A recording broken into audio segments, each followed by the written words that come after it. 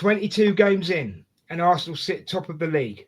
15 wins, only 2 defeats, and a points total that has the word champions written all over it by almost every single metric. Arsenal are the team to beat in the 25-26 season.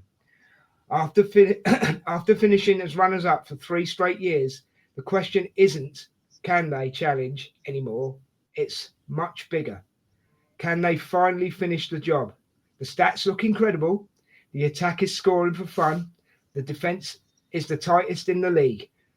And some are saying the team has finally evolved into a title-winning machine. The numbers don't just look good, they look historic. This is, hands down, one of the most statistically dominant Arsenal sides of the last 2 decades. We're talking about elite chance creation, a defensive wall that's the envy of Europe, and a points per game pace that puts them in the legendary company. This isn't just a purple patch, it's a new standard. This isn't temporary. The data proves it's built to last. I've seen this movie before though, Rich. We all have. The numbers look good. They look good in other years too. Right before the pressure kicks in and the wheels came flying off. The same data that screams champions in January can end up whispering collapse by March. And if you look closer, those same stats show the cracks. The ghosts of drop points. The late game nerves are still there. And I'm here to tell you that why this beautiful story is heading for a familiar, heartbreaking ending. 2 experts looking at the same data with 2 totally different conclusions. Is this the year Arsenal's numbers finally add up to a title? Or is it history going to be repeating itself?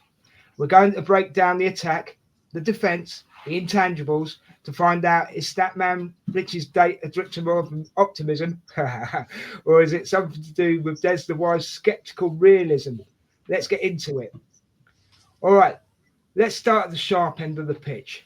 40 goals in 22 matches, an average of nearly 2 goals a game. On paper, it's an attack that's absolutely firing. Rich, you're the optimist. Lay it on us why this attack's not just good, but built to last. Happy to, because good doesn't even begin to cover it. This isn't just about the 40 goals, it's about the process. This isn't a team hitting wonder strikes and hoping for a moment of magic. This is a machine. Let's start simple. Arsenal have taken 212 shots and 106 of them have been on target. That's a 50% accuracy rate. Incredible. Let's go deeper to the metric everyone loves to argue about. Expected goals, or XG. Arsenal's XG for the season is 37.7. We scored 40. That's a slight overperformance of about 3 goals. Now, a skeptic like Des hears that and immediately screams, they're going to regress. Well, say, it's not sustainable, but they're missing the whole point. Elite teams with world-class finishers, always overperform their XG. That's the definition of clinical finishing. It means our players are turning good chances into goals at a rate better than your average player. You just have to look at the masterclass against United, where our attack just tore their defence apart. Those aren't flukes. They're moments of quality this team delivers. And look at where and how we're scoring. This isn't a one-trick pony. We have an incredible 18.9% shot to goal conversion rate, which tells you everything about the quality of chances we create. And at home, it's staggering. At the Emirates, that number jumps to 2.4 goals per game. That's fortress level dominance. It's not just scoring, it's systematically taking teams apart. Especially at home, in a way that's repeatable and terrifying for anyone who visits. The high shot volume isn't weakness, it's a strategy. You suffocate the other team until they break. This isn't luck, it's by design. A powerful case, Rich. Overperforming XG is a sign of quality, not luck. Des, You're looking at the exact same numbers. What are you seeing? I see a house of cards built on a foundation of what ifs. Rich calls the XG overperforming slight. I call it a warning sign. Overperforming by nearly 3 goals in just 22 games is a big deal systematically. Decades of football data show us that almost every team reverts to an average over a 38 game season. For every one team that keeps up that elite finishing, 10 others hit a dry spell where every shot hits the post or lands in the keeper's gloves, which we know can happen. We're calling our finishing elite, but right now we're just on the right side of luck. That can change in a single weekend. He celebrates the 212 shots, but I find that number worrying. It tells me we need a lot of chances to score. What happens when we play a top tier defensive team away from home in a massive game? That's a good question. We're not going to get a dozen shots like we do against a mid table team at the Emirates. The volume will dry up, and if the attack is built on volume, the goals will dry up right with it. Which brings me to the home and away gap. Rich calls the Emirates a fortress, and he's right. Scoring all those goals at home is magnificent, but titles aren't won at home. They're won on cold, rainy nights in tough grounds. The overall goal average is 1.82, which means our away average is much, much lower.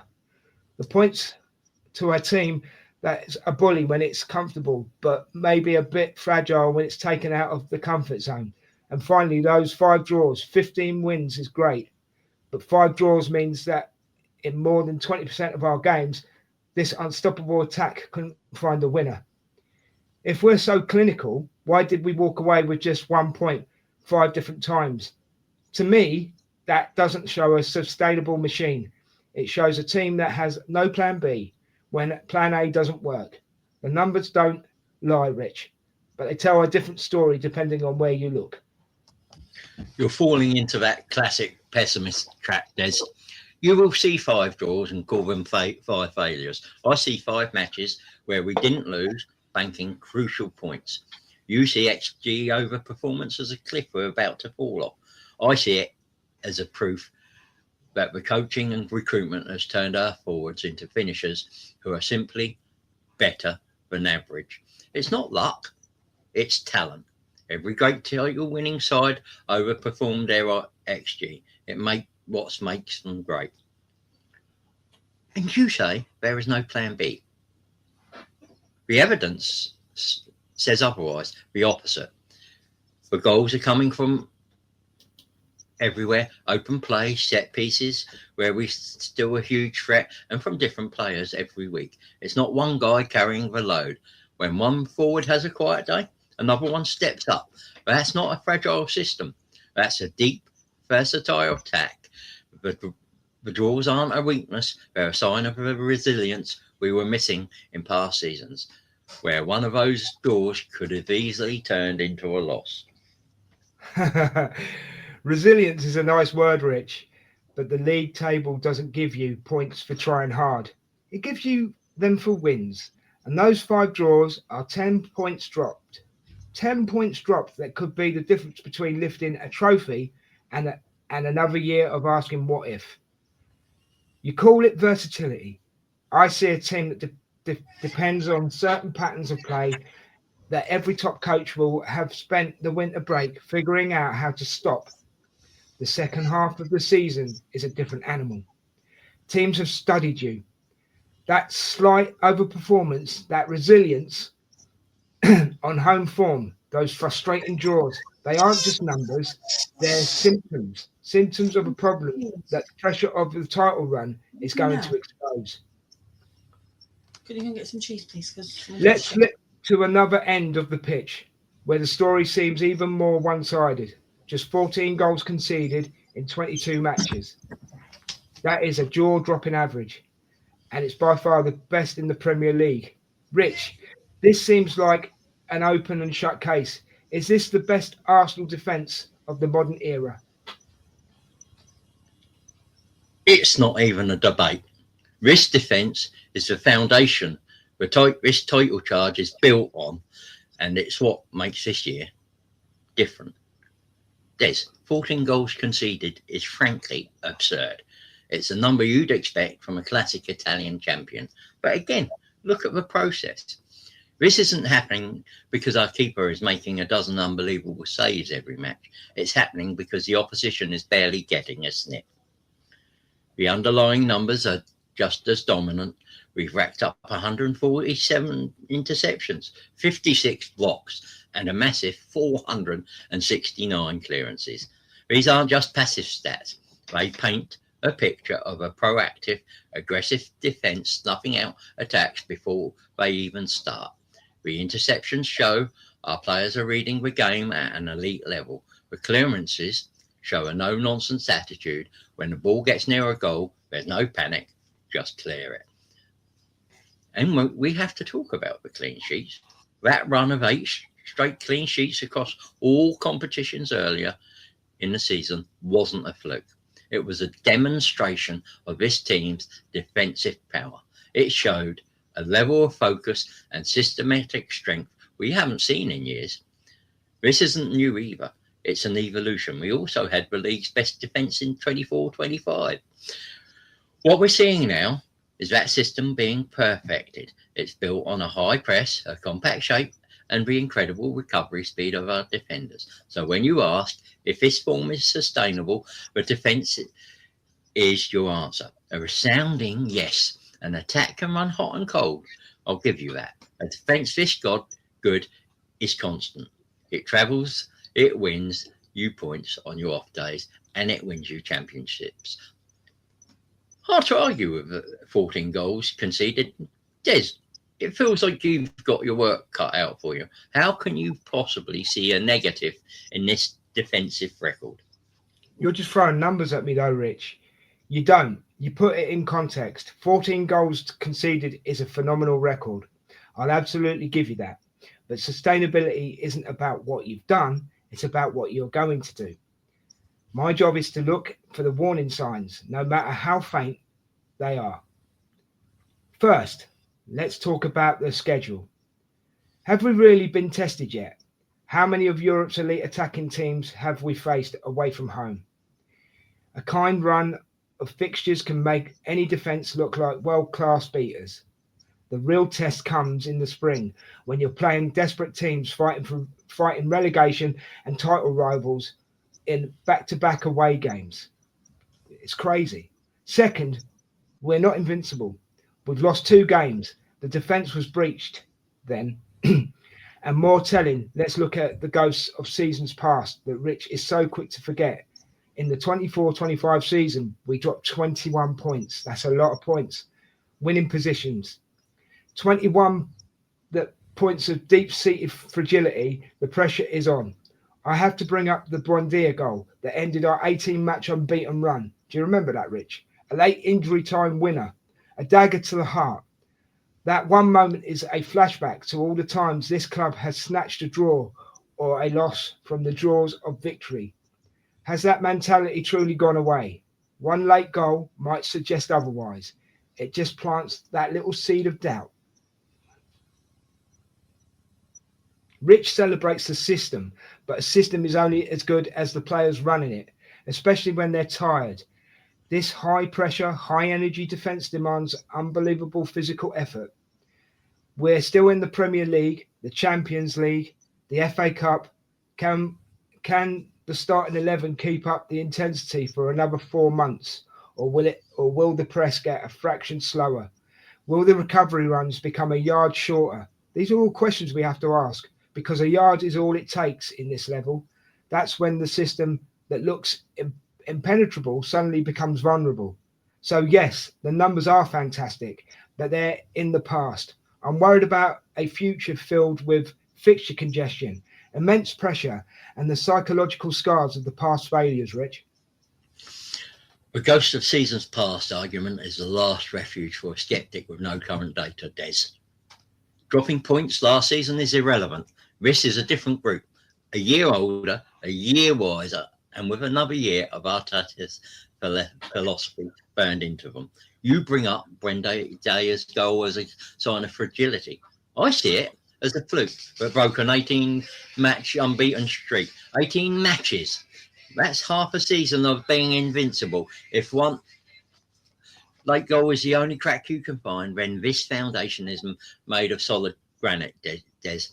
The fatigue argument also is as old as time, and people use it against every successful team. The great ones manage it. That's where squad depth comes in. But the defensive system isn't just the back four, it's the whole team. It's about controlling the ball, which is the best way to defend. Our ability to dictate the tempo protects the back line from being overworked. You're waiting for a collapse, but the data shows no sign of running. You're looking for ghosts in a machine that's just running smoother than ever. I'm not waiting for it, Rich. I'm anticipating it as a real possibility based on history. To just dismiss last season's drop points as irrelevant is naive. It speaks to a mentality in the dressing room when the pressure is on. Has it been fixed? Maybe, but it hasn't been properly tested. Not in the fire of real down to the wire title race. January form is one thing. May form, when your legs are heavy and the weight of expectation is crushing you, is something else, Rich. The numbers are beautiful. They're a snapshot. The season is a marathon, and we've seen Arsenal stumble within sight of the finish line too many times to just ignore the past. Would you not agree? That's not pessimism, Rich. That's experience. We've done the attack and the defence. Now let's talk about the intangibles, the things that don't show up on a stat sheet, but so often decide the title race. Mentality, squad depth, and sheer pressure of it all. Rich, you believe this team is different from the Arsenal sides we have faltered. Why? Because they've been forged in the very fire that you just keep talking about. This isn't a team of kids in their first title race. This is a team that has finished second for 3 consecutive seasons. That's not a record of failure. It's a record of sustained excellence and priceless experience and consistency. They know what the running feels like. They know the pain of feeling short. That shared experience builds a powerful, resilient mentality. The brittle Arsenal narrative is just lazy and outdated. Look at the evidence. The squad has had key players out and the form didn't drop. That points directly to squad depth, which has been our Achilles heel before. It's not just about having bodies. It's about having quality players in reserve who can come in and maintain the team's structure and performance. The seamless way a huge talent like Max Dowman has been integrated. Even at his age isn't a sign of desperation. It's a sign that the club system is so strong that even a teenager can fit in. It speaks to the health of the whole club. And then there's the Champions League. Some people see a deep run as a drain on resources. I see it as proof of concept. To go through a Champions League group stage with a perfect win record of 7 wins, 0 losses is a massive statement. It shows this squad has the depth, the tactical smarts, and the winning mentality to fight on all fronts. It builds a habit of winning. This team doesn't just hope to win anymore, they expect to. They've earned that over 3 years at the top. This isn't the beginning of the story, it's the climax. Forged in the fires of past disappointments, a powerful story. Des, you've seen an Arsenal teams with experience and depth fall short before. What makes you think this time ends in the same old heartache? Because experience in finishing second is not the same as experience in becoming a champion. It's a totally different kind of pressure. The weight of being the front runner is so much heavier than the freedom of being the challenger. Every single week, there's a target on your back. Every draw feels like a loss. Every mistake gets magnified. Rich sees 3 years of finishing second as a learning curve. I see it as 3 years of proving that when it mattered most, they couldn't get over the final hurdle. That creates a scar tissue, not armor. He talks about squad depth. I see a team that is still dangerously reliant on a core group of 14 to 15 players. Yes, they've handled injuries, but they've faced a real crisis. What happens if two of our starting defenders are out for a month? What if our main striker hits a 2 month goal drought? That has also happened for Jokeres in a funny kind of way. The depth is better. I'll give him that. But it's truly title winning. Is it truly title winning depth? I'm not convinced. Bringing a 15-year-old, no matter how talented, is a great story, but it's not a strategy for winning the league. It suggests we're or two key injuries away from a big problem. But my biggest worry is the pressure of history. This is Arsenal Football Club. For 20 years, we have been the nearly men. That weighs on the fans, but it also weighs on the players and the club itself. As that finish line gets closer, the weight gets heavier. The media narrative will build, as it always does. Every drop point will be framed as here we go again, the collapse begins. We've heard it all before. Can this group of players who have only known what it's like to fall short in the league be the ones to finally break that cycle? I hope so. Or will they, like all the others before them, choke under the suffocating pressure of the Arsenal shirt in April and May?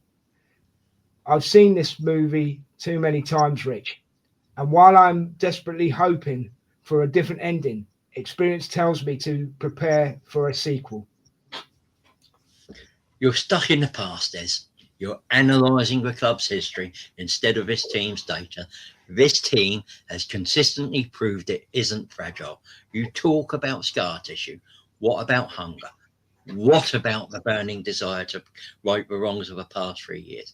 That's a much more powerful motivator than the pressure of a shirt. The squad is deeper than you think, with players recruited specifically because they have a strong mentality. And let's be real about a collapse. We're on pace for a massive points total. That gives us a buffer. This team doesn't have to be perfect. They've earned the right to have a small dip in form. A loss or a couple of draws won't derail this system this season, because the foundation is just so strong. The team you're scared of, the one that crumbles, doesn't put together a perfect Champions League group stage. It doesn't go on an 18 match unbeaten run. It doesn't concede only 14 goals in 22 games. You're waiting for a ghost to show up, but this team exercised those ghosts a long time ago. A buffer can disappear in 2 weeks, Rich. That's all it takes. One bad week, a loss and a draw, while the rivals win twice and the gap is slashed. The pressure is cranked up to 10 and the whole narrative shifts. You've seen the team. See a team that earns a buffer. I see a team that has already dropped 21 potential points from 5 draws and 2 losses. They have been brilliant, but they're also shown they're not invincible. This title won't be won by 10 points. It will be won by 1 or 2, or even on a goal difference. In that fight, every moment of weakness, every past failure, and every ounce of pressure matters. And that is a test. For 3 years running, this team has ultimately failed. To ignore that isn't optimism, it's denial, Rich. So there you have it. The numbers tell a story of dominance, but history whispers a warning. The attack is lethal, but may be riding its luck. The defence is a fortress, but one that hasn't faced the final storm. And the mentality is even hardened by failure or haunted by it. It's time for the final verdicts, Rich. Give us your 30-second closing argument. Why will Arsenal win the league? Des, I believe the evidence is overwhelming. We have the best defence in the league, built on a sustainable system, not luck. We have a clinical attack that consistently creates high-quality chances. We have a squad with the experience of 3 previous title races, turning that pain into motivation. And we have the points already on the board. This isn't about hope, it's about data.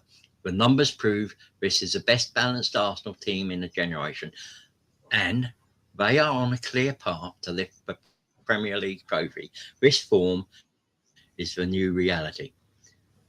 Des, Your final thoughts. Why will it all go wrong? I hope I'm truly wrong because you know I love this team. I truly do. But I've been an Arsenal fan for too long.